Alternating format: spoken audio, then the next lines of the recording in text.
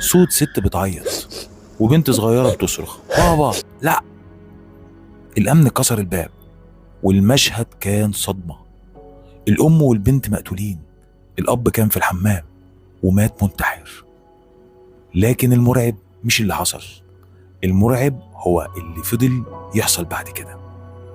إدارة الفندق نظفت الغرفة ورجعوها للحجز، لكن أول ضيف نام فيها جري على الاستقبال الصبح بيعيط.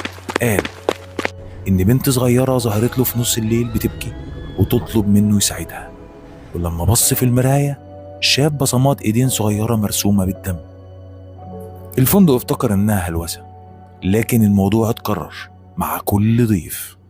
ناس بتسمع صوت البنت بتجري في الممر، ناس بتشوف باب الحمام بيتفتح لوحده، المراية كل يوم بصمة اليد الصغيرة بترجع مهما اتمسحت.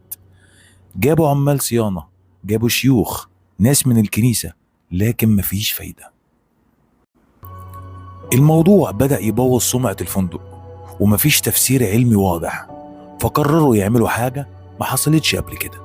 قفلوا الغرفة تماما